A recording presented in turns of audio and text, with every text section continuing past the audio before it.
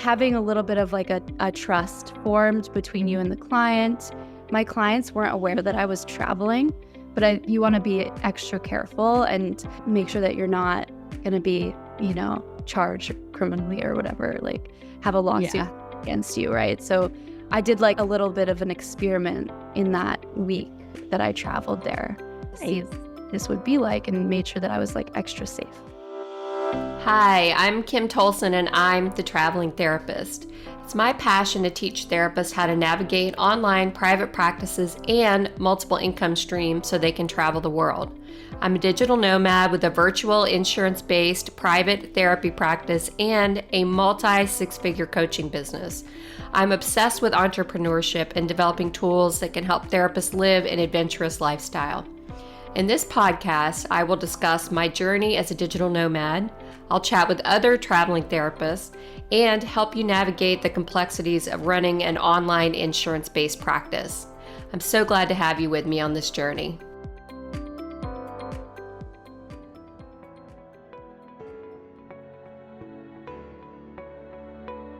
Building a private practice can be challenging. I know for me, when I was starting out, I had no idea how to get referrals. I had no idea how to manage paperwork. I knew nothing about insurance billing. The whole process was really daunting. Building a private practice can be challenging, to say the least. I remember when I was starting out, I had no idea how to get referrals. I had no idea how to navigate insurance. I had no idea even what paperwork was required. So growing a caseload, navigating insurance, and managing billing and paperwork all take significant amounts of time. And that's all in addition to delivering great care to your clients. That's why Alma gives clinicians the tools they need to build a thriving private practice. When you join their insurance program, you can get credentialed within 45 days and access to enhanced reimbursement rates. They also handle all the paperwork, from eligibility checks to claim submissions, and they guarantee payment within 2 weeks of each appointment. So in addition to their insurance program, Alma also offers time-saving tools and administrative support, so you can spend less time on paperwork and more time delivering great care to your clients and traveling the world. Learn more about building a thriving private practice with Alma at helloalma.com/Kim. That's hello, ALMA.com/KYM to get started.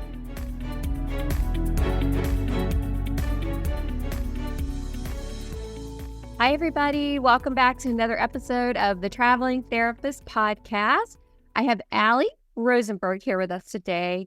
She's a therapist, but she has a really cool story that I'm excited to dive into, because it's going to help anybody that's even remotely considered trying to leave the United States and go to Canada to become a therapist. So she's done a lot of research around this. Ally, I'd love if you would introduce yourself and let everybody know, how did you go from just being a typical therapist to a traveling therapist? Sure. Thanks for intro, Kim. So I'm really just at like the beginning stages of becoming a traveling therapist, or a therapist kind of living abroad outside of the United States. I've been considering this kind of way of this like path in my career for about a year, and have done a ton of research into it. My partner, who I live with, we're both in the Boston area right now. And my partner works in academia, so that kind of gives us this lifestyle where we could really end up anywhere. Like, in France, he did some interviews there at a university, or anywhere in the United States, depending on, the focus of his research. And so it's been something that I've been like curious and trying to learn as much as possible what that's like. And then it's also been something we've been talking about, where we might want to settle and have kids in the Quebec region where he's from. Okay. And so it's, definitely something I've been learning. I've been taking French classes. It's going slow. Oh, wow. But that's cool. Yeah. So that's kind of a little bit of my background. I just started I was in practice for about a year, and part of that working in like hospital settings. I worked in a prison for a little bit. I specialize in like women's mental health and empowering women to gain more confidence and just navigate their lives. And I'm trained intensively in dialectical behavioral therapy. So I really enjoy running skills groups. and I do that in my own private practice. And everything, I am currently in the Boston area seeing residents in Massachusetts, but I'm doing it completely virtually.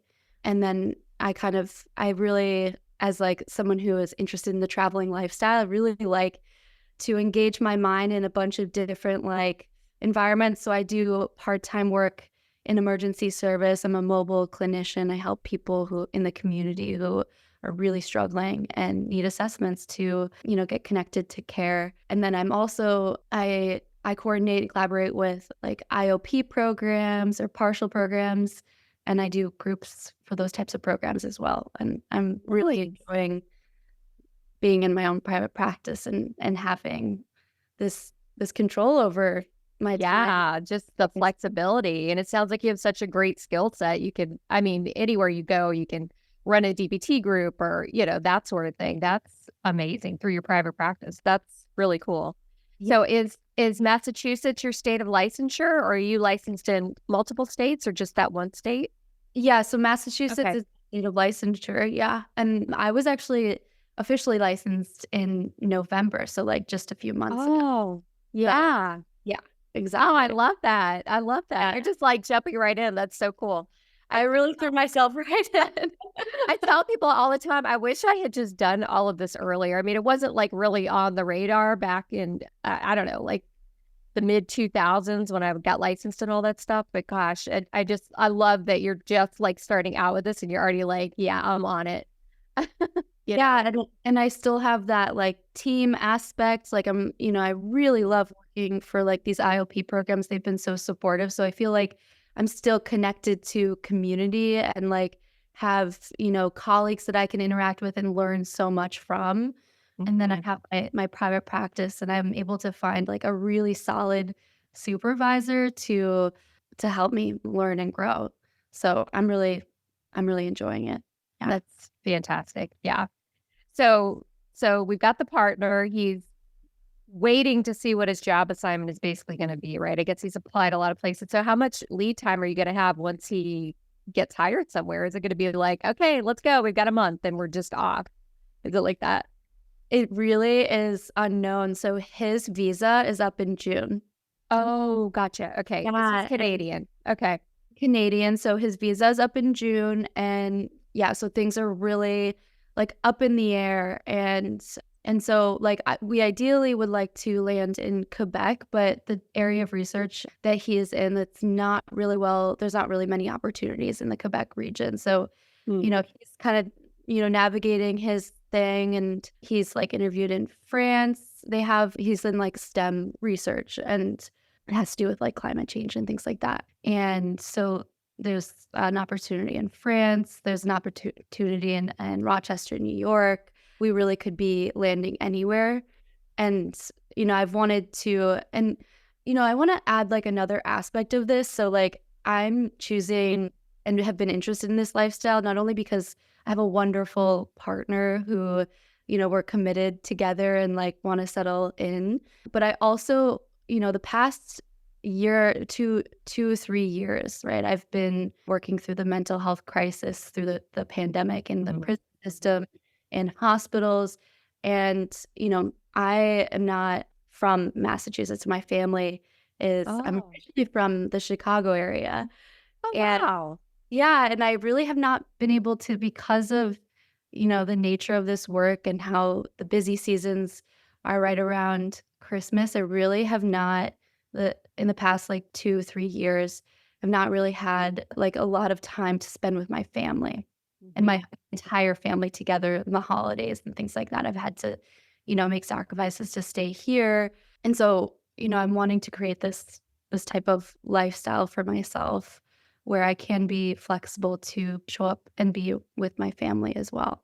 So And even then, I found, like, from my perspective, it's even hard then, for me anyway, because like, we're down in the Dominican Republic all through the holidays, we were down here, and it's like, gosh, we're moving every couple of weeks, it's kind of exhausting, and then it's like, my family's like, "Well, are you gonna fly home for, 2 yeah. weeks?" And it's like, oh my gosh, sometimes it gets a little overwhelming with, like, the lifestyle I'm living where it's like, we're just, like, moving constantly, to different areas, so Yeah, I can totally relate to that. And this is going to give you more flexibility, especially if you guys are like in Quebec or over in France. At least you would have like a home base and then you could come back and see the family and be super flexible with where you're seeing your clients. Right. Exactly, exactly. Mhm. And, like, one of the benefits too of being, like, completely virtual and traveling, like, my parents they need me to travel home to help them take care of their dog because 'cause they're going on, like, a trip, and Oh, people have heard about this, but there's that dog flu going around that's, like, really, oh, scary for some people, and my parents didn't wanna put their dog in, overnight in, like, a hotel to be exposed to that germ, so they asked for me to come home and help them with the dog care. Yeah, and so I was nice. able to do that because I have the flexibility in my job right now to be able to do that, so Isn't it amazing? Yeah, it's such a awesome life. That is just it blows my mind. Every time I talk to people, it's like, can you believe we're like living this life and we can still work and make a living and just do this whole thing that we want to do? yeah. Yeah. So before we hit record, we were talking a little bit about just you've done a ton of research around this because you don't know where you're going to end up, but you're thinking maybe Canada, maybe France. So maybe we could talk about that a little. Just, what does your licensure say about you being out of the state of Massachusetts? And then, like, what have you found out about Canada? I'd love to do a deep dive into all of that because I get that question a lot. Like, do you have any resources on how to move to Canada if you're a clinician in the United States? And I really don't have a lot of references around that. So I'd love to talk about it. Absolutely. So I want to start off by saying too that like I encourage people. So I'm going to speak off of like the research that I've done in the state of Massachusetts, but I'm also not a lawyer. And so anyone who's listening to this that's from Massachusetts, I want you to also do your own research. Yes. Right. Because And there's select different licensures. We don't even know what your licensure is, right? I mean, there's exactly. LPCs, LCSW, psychologists, there's different rules for different licensures. Great point. Thank you for saying that. Yeah. And so in my research, I have found so my licensure is the licensed mental health counselor, LMHC. Okay. And I have found that we are able to provide through under our board, the Allied Board of Mental Health, right? We are able to provide services virtually as long as the patient or the client is located in Massachusetts. Hmm. Okay. Physically sitting in Massachusetts, right? He's sitting in Massachusetts, Okay. Hmm. right? So Awesome. this is this is what is the what do you call it? Like the rule, right? Yeah. We can be the LMHC clinician can be in a different state but the client needs to be residing in Massachusetts. Okay. Okay. And what Great and to I know. yeah, and in my networking and all of this, like, I've noticed, especially on the East Coast, maybe others, like, there's the compact that's happening, right? I've noticed, like, there's so many people in my listservs and stuff that are now, like, becoming licensed in all of these different, like, Northeast states, right? Because Mhm. you don't, right? Again, I'm not a lawyer, do your own research, but you don't need to be residing in the same state as your client. Right. Yeah. And you always want to, like, check in with the board, maybe even reach out. One thing I did with my supervisor, because I had recently just took a trip to Quebec, so I can talk more about that in a little bit. Yeah. But with my supervisor, she had me, like, send her the resources that I've found, and maybe I can, like, also link this to notes, but it's a mass.gov, like, document that I found that kind of states what I just documented or what I just shared with you all. That would be awesome. Yeah. I'll put it in the chat here actually. Yeah. Mhm. And so, like, one thing my supervisor did with me was when I traveled to Quebec for Christmas, she had me send her, like, all of the research that I've done just to kind of, like, have those things collected in one space, right? Which I think Nice. is, like, an important thing to think about. And in terms of, like, having your documents there just in case, like, anything bad happens or you're questioned in some way, like, you have things to, like, reach to show that you've done the research and that it's okay. I love that. I Yeah. love that. Yeah, because even in the traveling therapist Facebook group, we get this all the time. People will say, "Yes, it's fine," but there's no documentation, and we do encourage people in the group that always you have to do the research yourself. Mhm. Actually talk to somebody, actually have an email to you telling you it's okay. And then like you said, just staying super organized around it. And really, I don't know anybody that's ever even been asked by anybody that, where they're located or out of the state, licensure wise, but you want to be able to put your finger right on it. I think that's such an important tip. Yeah. Yeah. Yeah. And I think another thing to like add to that, like document, save all the documents in one space, be organized, is also taking a training, like a specific training and documenting that you have that, like a certificate. And so is it okay if I recommend a training? Yeah. Oh yeah, definitely.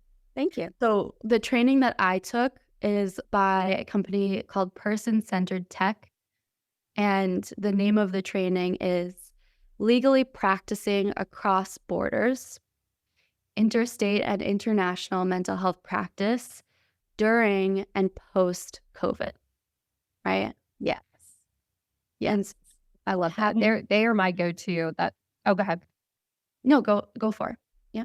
Yeah, I was gonna say they're definitely my go-to for any information about that stuff. They do have a list you can go to their website and find. I did notice I posted in the group the other day and it's a little bit outdated right now, but that's the nature of this whole thing. Somebody could tell you it's fine or you thought it was fine like 3 years ago, but you need to check again if you're Yeah. doing something new or different and stay updated with that stuff too. So yeah, in-person centered tech would definitely be the recommendation for any kind of training around that. Yeah.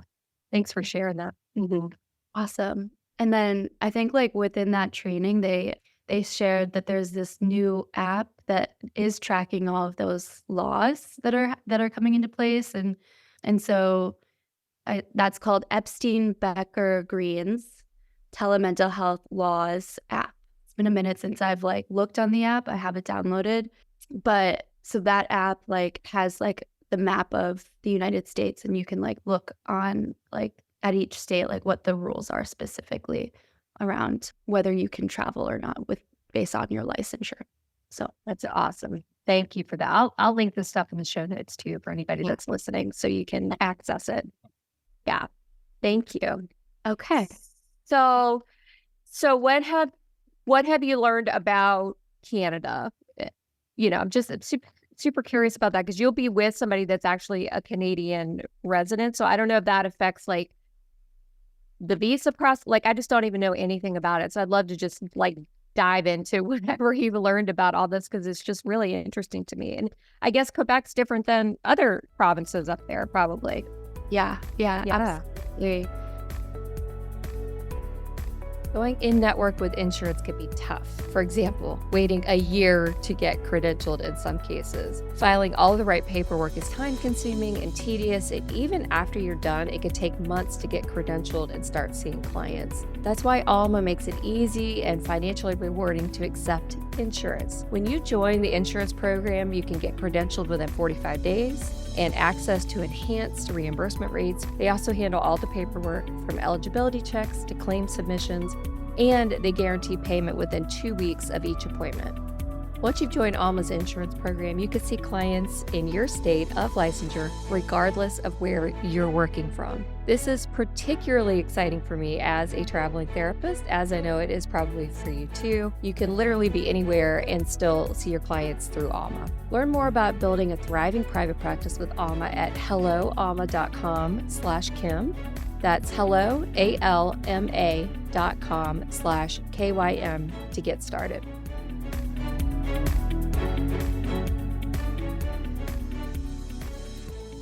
Oh my gosh, I just wanna say too, like, starting that process has been so slow, like, trying to, like, understand everything. One thing that is, I need to learn French.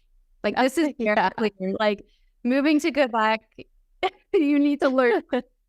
Wow. And because so they in the Quebec region, they have the psychological order that kind of manages the licensures and the services in mental health.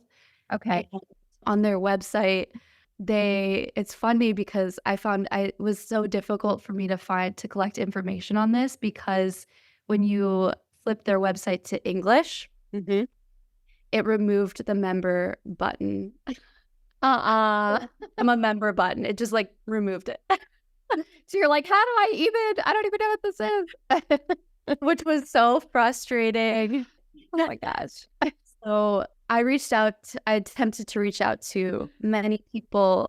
And so it was a whole long process. I would say like if you're planning on moving to a region or like traveling, like start the process months ahead of time and take it one step at a time. It's going to take as long as it takes, right? Mhm. So I reached out to the order and I don't know if you've experienced this or anyone who's listening to, but like when I'm trying to like communicate through email, like, hey, like I'm a therapist, I'm licensed and wanting to provide services in Massachusetts, but I'm going to be here.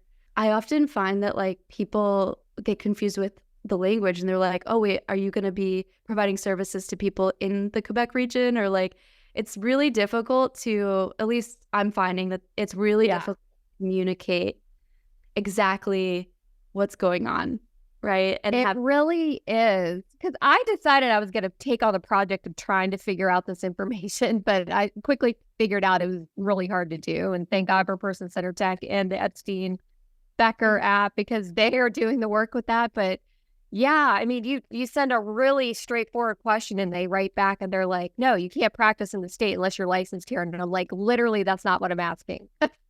You know? yeah, right. It's Like, how much clearer can I say this? Yeah. It's often the case, and you have to keep your cool because they're the ones holding the information. Exactly. Yeah, yeah. So that's been my experience. It's a lot of back and forth. So I reached out to the order, and someone got back to me and communicated to me that if my permanent residence is Quebec, Hmm. I need to be licensed there. Oh, interesting. Even if I'm providing services in Massachusetts, Mhm. if my permanent address is Quebec. Okay. Okay. Right. Gotcha.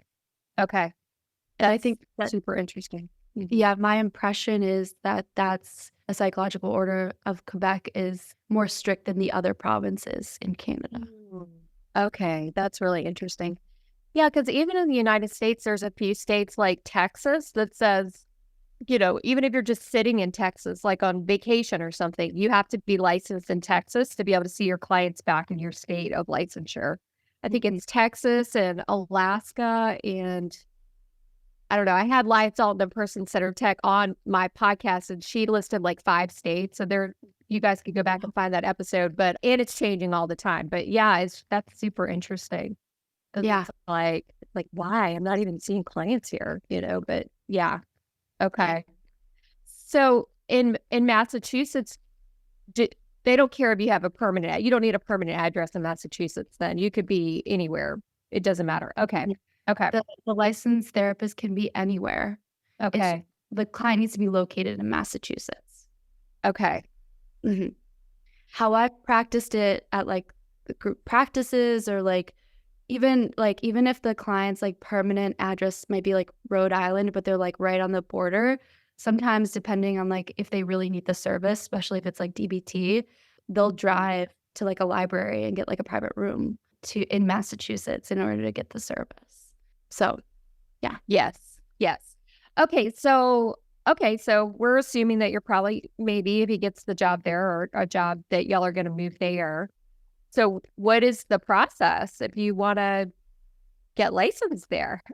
And what are you doing right now? Because you said like you go visit, I guess, or you've been up there. Maybe is that just vacation and you're not seeing clients? Like, I'm just so curious about all Just be like that vacation. So when I reached out to the order, they said if my permanent address is located in Quebec, then I need to be licensed. This is okay. So Permanent. Okay, permanent address. That's right. Okay. Right. So right now my permanent address is the Boston area. So I took that as okay, vacations are okay and I can practice. Yeah. Right. I'm starting my private practice. So it's really important to me to see every client that I can, right? At least that's how I'm approaching this. So Yeah. I did see some clients in Quebec and it went well. Simple practice gives me trouble if I've got a IP outside the United States. So Will your malpractice or liability insurance cover you abroad? So you mhm, need to make sure that if you are going abroad or moving, that the malpractice insurance, especially internationally, covered. that's a good tip too. Have you figured that part out? Have you researched that or do you I have a have liability insurance? Okay. I do Yeah. have a liability insurance. I have is it CPH. I have CPH, and I've the research that I've done, I haven't asked them directly, but I know that CPH does not cover international service, like if you're located internationally. So, So and this is just for your information too, and anybody listening. So I had CPH too, and I did ask them, and they basically told me as long as I'm following the laws of, my state licensing board, which, I'm licensed in Virginia. Virginia says I can be located anywhere as long as my clients are physically located in the state of Virginia. CPH said as long as I'm following those rules, they're not concerned with where I'm sitting. oh, As long as I am, yeah. So that might be helpful. I could probably find it for you if you want me to send it to you. But yeah, absolutely. So maybe you can share me traveling to Quebec and oh, okay. Yeah. Yeah, they said as long as and then if somebody were to like pull a lawsuit against you, that it would just have to take place in your state of licensure. So I'd have to come back to Virginia for the legal part of it, basically. But, they're just like, as long as you follow your guidelines and you're not violating any ethical standards or licensure regulations or anything like that, you're fine. So that's my research with CPH and Associates. Now I've heard that other ones don't have that policy, and I can't think of like not HPSO, but there's one that people use. I'm not sure, but Personal Center Tech would know that too. You can reach out to them because they're really up to date with that stuff too. But CPH and Associates, as far as I know, based on what they told me, it's okay as long as you're doing what you're supposed to be doing. Yeah. so when I think there's like another tip that I would share that I think is important. I appreciate you like giving me that information because that's Yeah. but another tip I would share too is like, so when I went to Quebec, for over the holidays, I was kind of treating it as like a little bit of an experiment, right? I only saw two clients, and these two clients, they followed me from my previous group practice. So I Mhm. knew them well, right? So like having a little bit of like a trust formed between you and the client. My clients weren't aware that I was traveling, but you wanna be extra careful and make sure that you're not gonna be, charged criminally or whatever, like, have a lawsuit Yeah. against you, right? So, I did, like, a little bit of an experiment in that week that I traveled there to see if Nice. this would be like and made sure that I was, like, extra safe during that. Mhm. Yeah, that's awesome. I mean, as a telehealth provider, I found over the years, I definitely have changed my clientele. I used to have like, I specialize in EMDR and, substance abuse and all of that stuff. So I had these really high trauma, high, like, what's the word I'm looking for? Like acuity, basically. Like I really worked with those for years and years and years. And then once I went telehealth, I was like, and then out of the country, I was like, "Okay, I need to really just pare this back." Like, I'm just not gonna do this, like, real heavy trauma, clinical stuff anymore just because exactly what you're saying, We talked about this on other episodes, but it's kinda like, in a way, like therapists, it's like a badge of honor to, like, do these really tough clients, sometimes. And, I like to give permission to say, like, it's totally okay not to do that, especially if you wanna live this life and not be too worried about like a suicidal client that you're not exactly sure where they are, even though they say, yeah, I'm at my mom's house, all that stuff. I mean, it can get super complicated. So yeah, Totally. Thanks for bringing that up. Mhm. And that's part of, like, why I really enjoy the per diem work too, is, like, connecting to like, being able to do, like, part-time work at hospitals. But you mentioned, like, how it's important it's a good tip for us to take when we do take that step of, like, becoming a traveling therapist is, like, reducing the risk that you might be taking on. Exactly. Yeah. Super important that you really Yeah. enjoy the per diem work.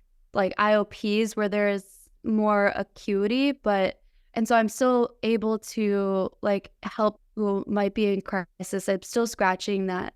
Okay, so that's so fascinating and super helpful and interesting. And I'm curious, what did you find out about the process of getting licensed in Quebec? Yeah. So the process of getting licensed in Quebec is complicated to figure out. And so again, do your research. My understanding is that there is basically an evaluation or like an application that I need to complete Okay. that is called something like the equivalency application. Hmm. And they have people within the order review that application and determine if I meet the standards of, like in terms of my education, my background, and the work that I'm currently doing right now, if I'm meeting the standards that are equivalent to the their what do you call it, like standards of education for Okay. psychotherapists.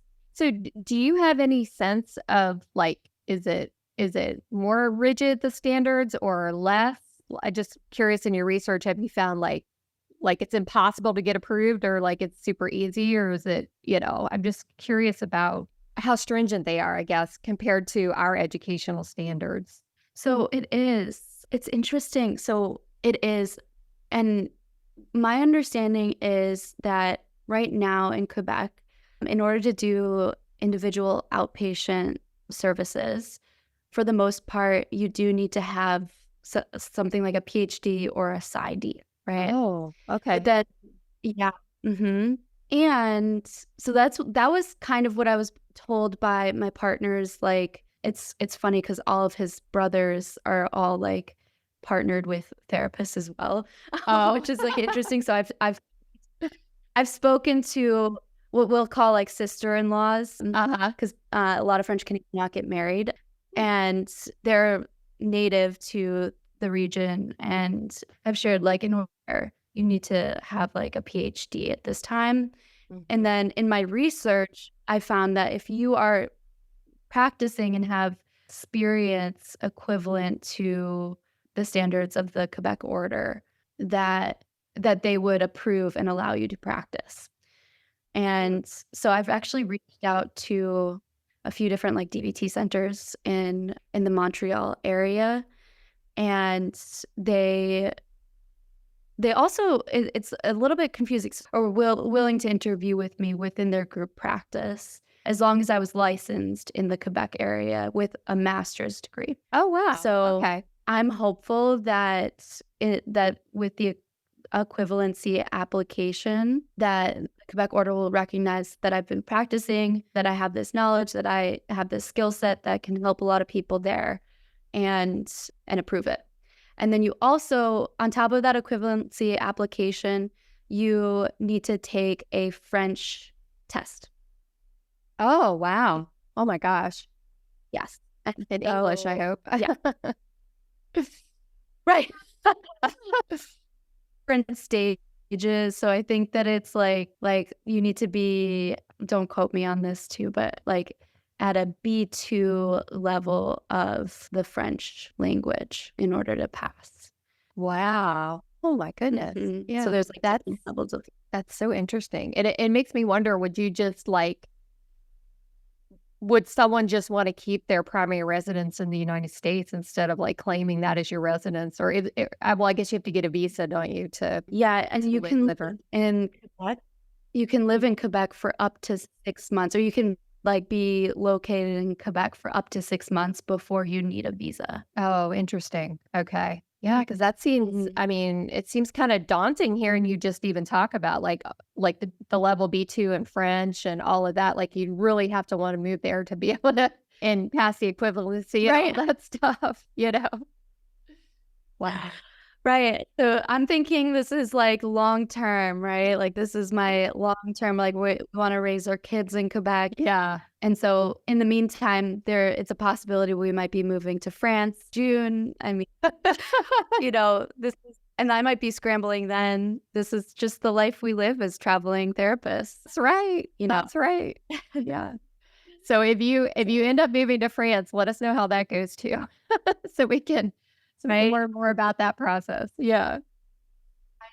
I know myself, and, like, when I really want something, like, Mhm. I don't stop until I'm able to achieve it, so I'm gonna put the universe that things will fall where they may, right? I love that. Yeah.